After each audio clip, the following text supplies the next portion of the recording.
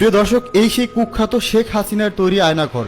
শুরুতেই আপনারা দেখতে পাচ্ছেন কত মানুষের কঙ্কাল পড়ে রয়েছে এখানে। আসলে এই কঙ্কালগুলো হচ্ছে সেই সমস্ত কয়েদিদের যাদেরকে এখানে রেখে নির্মম শাস্তি দিয়ে মেরে ফেলা হয়েছিল।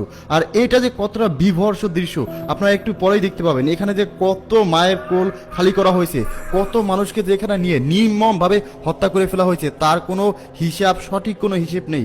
আপনারা একটু পরেই দেখতে পাবেন যেখানে কত মানুষকে নির্মমভাবে অত্যাচার করে মেরে তাদের লাশ এখানে গুম করে রাখা হয়েছে।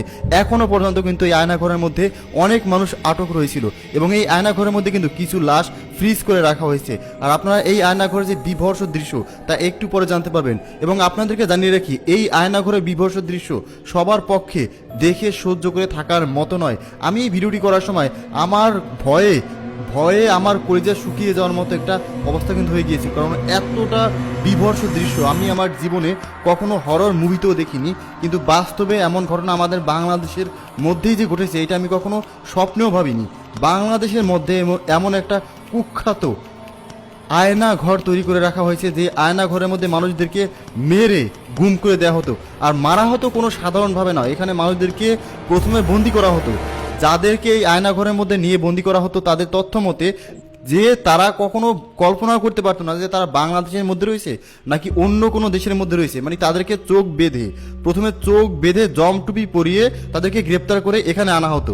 তারপরে এই আয়নাঘরের মধ্যে আটকে দেওয়া হতো। চারো দেয়ালের মাঝখানে থেকে কখনো বোঝাই যেত না যে এর আশেপাশে কি রয়েছে বা সে কোন লোকেশনটায় অবস্থান করছে। এই আয়নাঘরের মধ্যে যারা কাটিয়েছেন, যারা এখান থেকে জীবিত ফিরেছেন, তাদের মুখ থেকে যে লোমহর্ষক বর্ণনা শোনা যায়, তা শুনলে আপনার মনে হবে পৃথিবীর মধ্যেই হয়তো জাহান্নামের শাস্তি দেওয়া হয়েছে।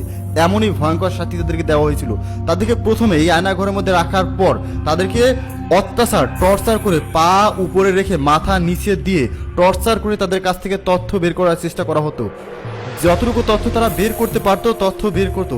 তারপরে তাদেরকে খাবার হিসেবে কি দেওয়া হতো সেটা শুনলে আপনার গায়ের প্রত্যেকটি লোম দাঁড়িয়ে যাবে। তাদেরকে খাবার হিসেবে দেওয়া হতো ক্যাকটাসের কাঁটা। হ্যাঁ, ক্যাকটাসের কাঁটা তাদেরকে দেওয়া হতো, যাতে করে এই ক্যাকটাসের কাঁটা খাওয়ার পর তাদের খুব বেশি ক্ষুধা লাগতো না। ক্যাকটাসের কাঁটার একটা বৈশিষ্ট্য হলো এটা খেলে খুব বেশি ক্ষুধা লাগে না।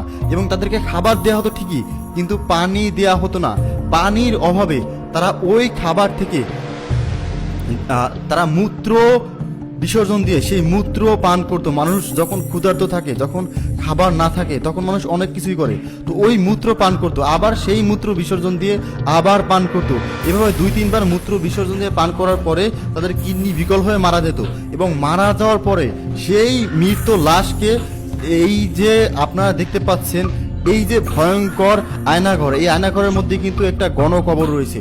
সেই গণকবরের মধ্যে মৃত লাশকে একেবারে গণহারে চাপা দিয়ে কিন্তু এই লাশগুলোকে দেখে ফেলা হতো।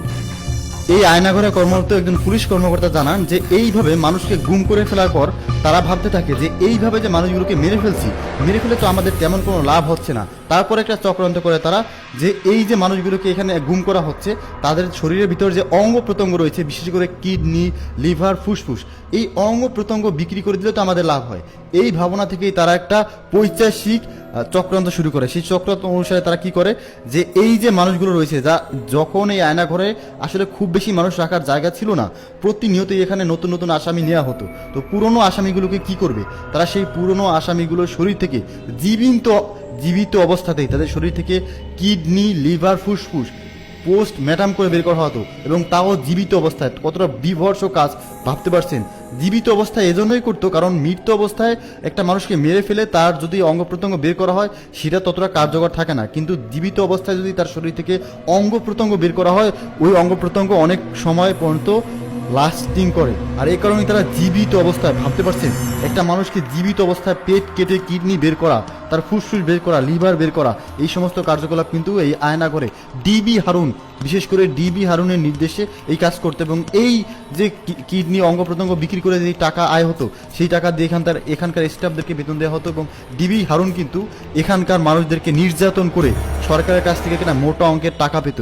এবং শুধু সেই মোটা অঙ্কের টাকাই নয়, এখানে যে সমস্ত মানুষদেরকে আয়নাঘরে বন্দি করা হতো তাদের মধ্যে যারা এলিট শ্রেণীর রয়েছিল, মানে যাদের কাছে অনেক বেশি টাকা পয়সা থাকতো, তাদেরকে ফোন দিয়ে ভিডিও কলের মাধ্যমে নাকি এই আয়নাঘরের নির্মম বাস্তবতা দেখিয়ে বলতো এখন কোটি টাকা দেবেন করবেন তাহলে এই নির্যাতন থেকে মুক্তি পাবেন, না হলে কিন্তু মুক্তি পাবেন না।